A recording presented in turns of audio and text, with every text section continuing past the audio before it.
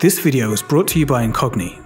A Northern California couple pleading guilty to a massive Ponzi scheme. Prosecutors say Jeff and Paulette Carpoff defrauded investors out of $1 billion. The stories of inventors are usually filled with inspiration and ingenuity. A story of humble and sometimes downright tragic circumstances that can turn around in the most majestic of ways. At first glance, this appears to be the story of Jeff Carpoff. He was a 36-year-old, jobless ex-mechanic who lived in a rundown house with his wife and kids. He was at rock bottom because all of his previous attempts to find financial stability had failed. But then, out of desperation and sheer happenstance, he invents a groundbreaking product, or at least he thinks so anyway. His invention gains incredible momentum, and within a few short years, he's transformed from being broke to a millionaire. The invention? A mobile solar generator. Even without a formal education, investors poured millions into his company. Even a US bank and Warren Buffett's Berkshire Hathaway got involved. But beneath the surface, it was all a scam. In the end, the scheme reached over $1 billion. That's right, billion with a B. This is the story of Jeff Carpoff and how he orchestrated one of California's most significant frauds in its history. You are watching ColdFusion TV.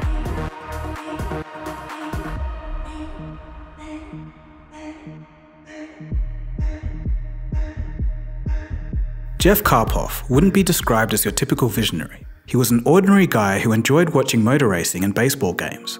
His goals were simple: make a decent living and provide a comfortable life for his family. He grew up poor in the gritty town of Martinez, California. It was a bleak backdrop. Oil refineries billowed smoke, and crime was rampant. Carpoff would later describe the town as, quote, where the sewer meets the sea. This description may have been a bit of a stretch, but it captured the essence of the place. From an early age, Jeff learned to fend for himself, and he dabbled in various odd jobs. He floated around life on the edge of society. Brushes with addiction, petty crimes, and drug dealings were his early adult years. His marriage to his high school girlfriend, Paulette, offered a glimmer of hope. Together, they started a successful Land Rover repair shop. This showcased Jeff's talent for fixing cars and attracting loyal customers. However, a disastrous business decision led to the shop's closure in 2007. After that, financial desperation pushed him back to selling drugs again to make ends meet. Perhaps these early struggles set the stage for Jeff Carpoff's journey towards a fraudulent path.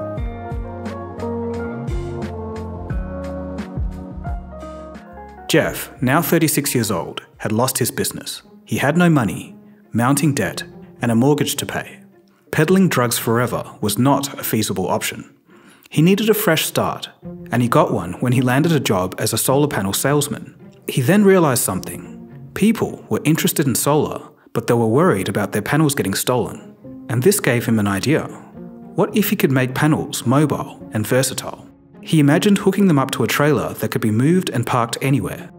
Having never gone to college, Jeff Carpoff knew nothing about engineering, but he was a skilled mechanic and he did like to tinker with things. So, he drew up a plan on the back of a napkin and called in his car mechanic brother-in-law. Through trial and error, they hacked together a contraption with 2 rows of 5 solar panels mounted on a rotating beam. The entire apparatus was constructed in a way that could be locked and tilted for easy transportation and sun exposure. One could say that it was nothing special, maybe even something a couple of blockheads could have come up with. But as fate would have it, this tinkering project would make history. And, well, not in a good way. Meanwhile, the portable generator market was huge and growing. It was worth nearly $3 billion a year. The potential was massive. Although Jeff and his brother-in-law had no clue of this, they didn't know how big the market was or even how to tap into it. But as time wore on, Jeff didn't think much of the initial idea at first. However, an old customer from back in his car shop days, Dave Watson, saw the potential.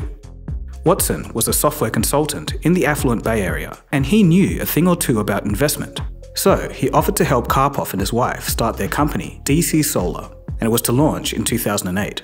By making solar mobile, we've redefined energy independence. With that, we can provide solar light towers, solar power electric vehicle charging stations. The possibilities are endless. At the same time, Watson and his associates would handle marketing.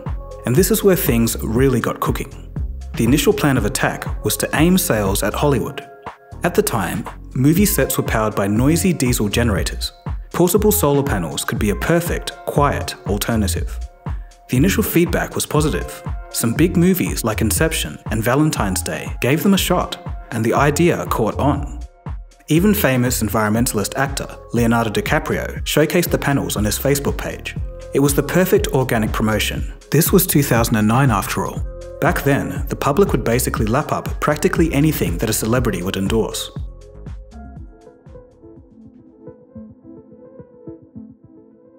Jeff may not have been a visionary, but he understood the power of networking, and he went all out. From posing as a big-shot entrepreneur, to attending cocktail parties, and even telling his underdog personal story to win people over. Jeff was just one of those guys who could talk his way into anything. He would embellish stories and outright lie. Oh wow, you saw shootings and stabbings growing up? That's crazy. That makes it even more amazing that you turned out to be such a brilliant entrepreneur. But Jeff's mother would later tell the publication The Atlantic that Jeff always made stories up about his upbringing to make people feel sorry for him or just for a laugh. His attempts paid off, and he managed to make some important connections among top-tier business professionals.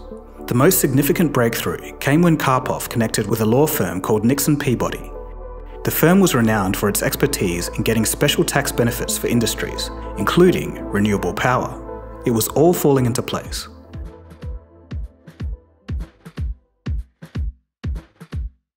The game-changing factor was that Congress tripled the value of investment tax credits in 2005. Businesses could now get a whopping 30% off their federal income taxes back as a credit on any money they spent buying and installing solar equipment. That means for every dollar spent, they got 30 cents back from the government.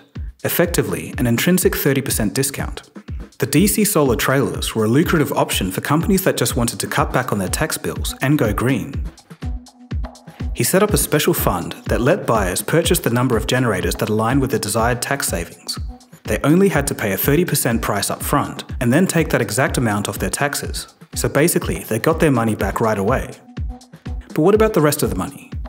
DC Solar promised to loan the remaining 70% to buyers. The buyers would pay it back by leasing the generators on DC Solar's behalf. Jeff even guaranteed loan payments and offered cash payouts from the leasing revenue. It was an incredible deal for the companies. On top of that, they didn't have to worry about using, maintaining, or even laying eyes on their own generators. As you're probably starting to gather, these deals had very little to do with Carpoff's product. It was primarily based on exploiting the tax credit and the other perks that came with it. That's why so many big companies fell for it. The allure of the benefits was so strong that parties often overlooked the necessity of comprehensive due diligence. In all of this, one crucial question was overlooked. Did the generator business model actually work? Well, we'll soon find out.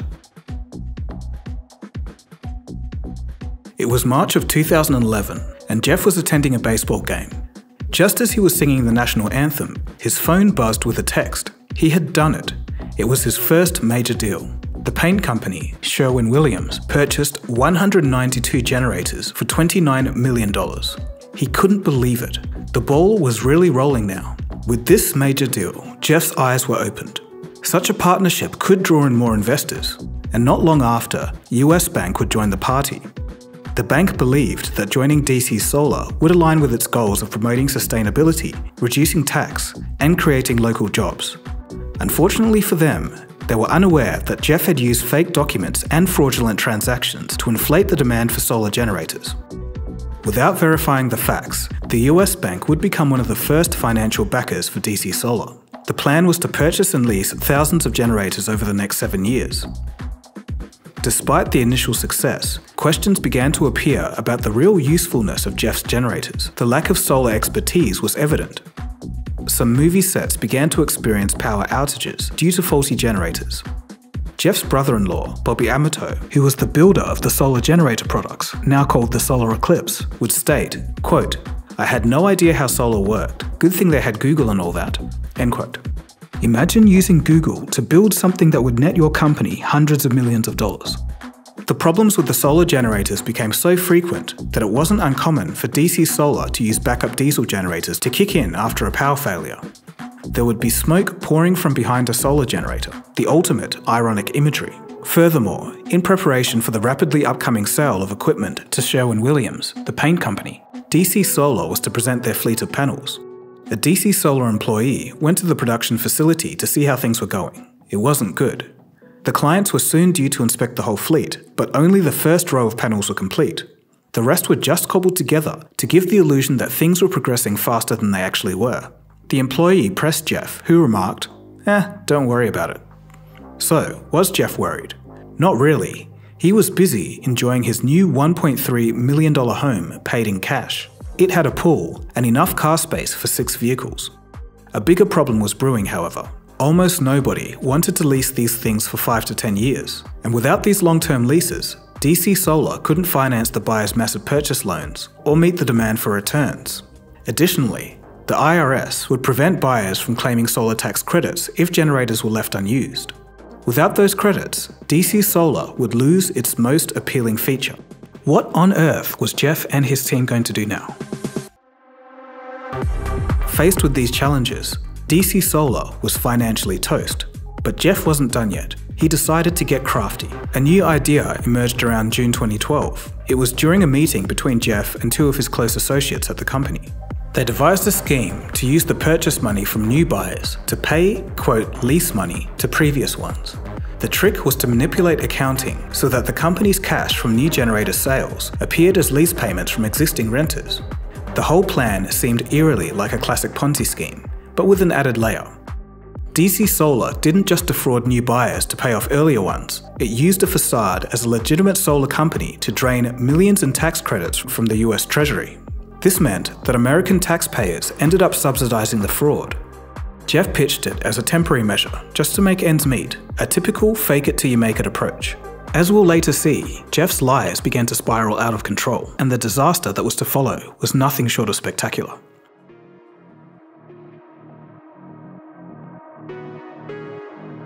Now the problem for Jeff was he had to keep fooling more investors to keep the scheme going. That's just the nature of a Ponzi scheme. It relies on constantly bringing in money from new investors to pay off the old ones. It's like building a house of cards with a small base and a very wide top. So, to maintain the illusion of success, Jeff had to get creative. When prospective buyers inquired, he'd say that his generators were leased to different customers. The truth was, he moved a few around to make it seem like there was demand. He'd jack up their value and create fake lease agreements with made-up renters. He even roped in a former IRS agent and a shell company to help close a $76 million deal. Now you might be wondering, how did nobody catch on? Where were the authorities? Well, the IRS did try to investigate in 2014, but DC Solar's legal representative, Forrest Milder, took every step to suppress it, at least for the time being. Some investors were getting suspicious at the time. To mitigate the damage, the team at DC Solar had to become expert scammers. Remember, barely anyone was leasing these things, so there wasn't enough money coming in to make the payments to the old buyers. The heat was being turned up, and Jeff needed bigger clients. Valley National Bank, who was going to purchase $76.8 million of solar equipment, asked for the list of companies renting out DC Solar generators. After all, Jeff said over 80% of the generators were being rented out. The truth was, only 5% were, and this was a problem. In the end, they deployed DC Solar CFO, Rob Carman, a former alcoholic who couldn't hold a job and was only employed by the company because he was an old high school buddy of the accountant at DC Solar.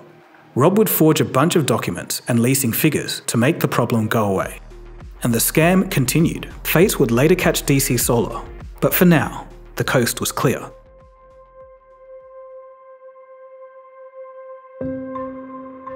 The participation of Geico, which is a subsidiary of Warren Buffett's Berkshire Hathaway, added a massive layer of credibility. The question is, how did such an esteemed company get into the mix? By Jeff lying to them, of course. Jeff wanted to play with the big players, and to do that, he needed to make his business seem even bigger. So he cooked up a fake lease deal agreement with the telecom giant T-Mobile. One of his henchmen got a T-Mobile employee on board by offering a huge salary and bonus. All this employee had to do was sign some forged papers. What he didn't know was that he was unwittingly binding T-Mobile to a lease agreement of 1,000 generators for a decade at a yearly cost of $13 million. Just think about the absurdity of that situation. But anyway, It did give Jeff and DC Solar some reputation to approach Geico. Warren Buffett had always been keen on solar. In fact, he's even gone on the record saying, quote, "If somebody walks in with a solar project tomorrow and it takes $1 billion or it takes $3 billion, we're ready to do it. And the more, the better." Geico would ultimately purchase almost 8,000 generators for almost $1.2 billion over a period of 3 years. This was like the ultimate stamp of approval for Jeff's business. Geico also benefited hugely as they saved approximately $377 million in taxes as a result of the deal. But the manipulation didn't stop there. As the facade grew, Jeff used even more devious tactics to deceive buyers. When potential investors insisted on personally inspecting the generators at DC Solar's warehouses, Jeff and his team would manually remove the VIN numbers from generators owned by earlier buyers. Then they would apply these VIN stickers to units that visiting buyers wanted to count. This crafty switch gave the illusion that generators were present, despite not existing.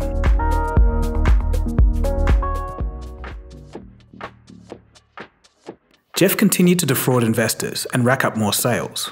Most of the generators sold were either non-existent or non-functional. The money gained was used to pay off earlier investors and fund Jeff's lavish lifestyle. He splurged on opulent parties, luxury homes, more than 100 cars, a private jet, and a minor baseball team. Jeff's love for car racing also influenced his marketing strategy. One of his major customers was the International Speedway Corporation. They leased 1,500 generators for its NASCAR tracks. His company also sponsored NASCAR. DC Solar even plastered their name across race cars and tracks. The showmanship was ironic, given that this company was supposed to be environmentally responsible. The thing is, Jeff didn't really care about green energy at all. He just stumbled upon this opportunity by chance. He simply gamed the system to his advantage to earn as much money as he could, but the house of cards had to fall at some point.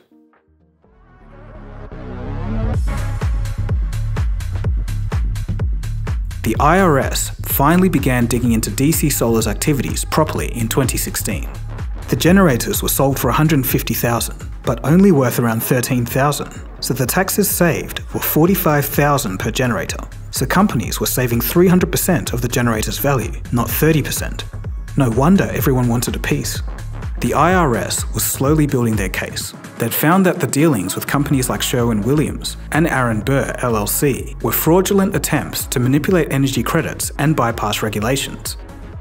But the funny thing was, on the surface, things still looked like they were going great. Around the same time, DC Solar joined forces with the Obama administration's Smart City Challenge. They didn't win, but there was still a large presence. Back at the company, employees witnessed the paranoia grow. Jeff's interactions with his staff were a mix of control and unpredictability. His wife, Paulette, was also deeply involved and assumed an authoritative demeanor. She often responded to the employees' questions with a firm, "Stay in your lane." As suspicions mounted, more surveillance cameras were installed, and access to critical documents was restricted. Then came the paper shredding. It looked like the illusion of success was finally crumbling. In early 2018, the SEC received a tip-off from a whistleblower. It was later revealed to be from the inside. Sebastian Jano, the director of project finance at DC Solar. He exposed the whole scheme. The reason behind his actions are still unclear to this day, but the SEC soon got involved and later the FBI stepped in. On a side note, it's amazing to see how far Jeff got and would have gone unnoticed if it wasn't for an internal whistleblower. In December 2018, federal agents closed in on Jeff. Despite his attempt to flee, he was arrested. His substantial wealth, including an extensive collection of cars and offshore accounts, was seized. It was game over. The husband and wife team from Martinez accused of lying to investors about federal tax credits they could earn if they leased generators from their solar company. One of the victims, Warren Buffett's Berkshire Hathaway, lost $340 million. Jeff is now facing up to 30 years behind bars, while Paulette is facing up to 15. Prosecutors have been seizing the couple's assets, including 149 vehicles that were auctioned off last fall in Woodland. It was the biggest single-owner auction ever in the history of the U.S. Marshal Service. Wow.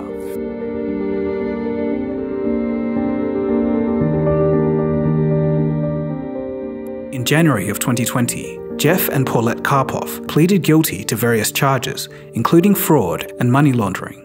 The trial started in November 2020 and lasted several months. The prosecution presented overwhelming evidence of their scheme. In 2020, they were both sentenced to prison. Jeff received 30 years, and Paulette, 11 years and 3 months. Other accomplices were also charged, and they received varying degrees of sentencing, ranging from 2 to 8 years in prison and millions of dollars in restitution. The downfall of DC Solar laid bare a Ponzi scheme that defrauded various companies of nearly $1 billion. Some of the biggest names included US Bank, Berkshire Hathaway, Geico, and Progressive Insurance. During Jeff Carpoff's trial, a quote by a judge summed up the whole saga perfectly. Quote, "You were selling air." End quote. Jeff Carpoff's invention had people convinced that he was offering the ultimate green solution. However, in their enthusiasm and a hunger for tax credits, everyone seemingly overlooked the most important thing: due diligence. This case serves as a cautionary tale about hype and how it can influence our decisions, even the decisions of powerful companies. Building non-existent and broken solar generators is one kind of scam, but in the world today, there's plenty of others. You've probably come into contact with them. Scam calls, text messages, and various phishing attempts. But why does this happen to you? Well, the main reason is because your personal information is being sold online without you even knowing it. This information can be used to send unsolicited scams and advertisements, sell your browsing habits, or even commit identity theft. That's where today's sponsor, Incogni, can help. They can delete your information from the records of data brokers on your behalf. Simply just create an account, then Incogni can contact the data brokers, and then you can sit back and let them take care of the rest, complete with updates on how the task is going. To protect yourself online, use the code ColdFusion in the link below to get 60% off an annual Incogni plan. Go to incogni.com/coldfusion to get started. Thanks to Incogni for supporting the channel. Now back to the video.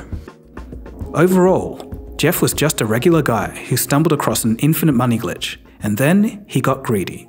He kept lying to keep the gravy train going, and it worked until the truth caught up with him. It always does. So that is the story of the billion-dollar solar fraud. So what are your thoughts on this? Let me know in the comment section below. Also, a side note, if it's a bit echoey, let me know. I've just moved house and I haven't treated the room yet. Let me know if it sounded okay. Alright, so that's about it from me. My name is Dagogo, and you've been watching ColdFusion, and I'll catch you again soon for the next episode. Alright, see ya.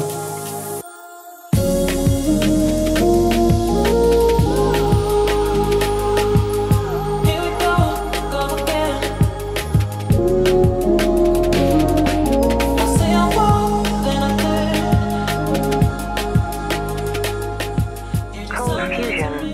It's new thinking.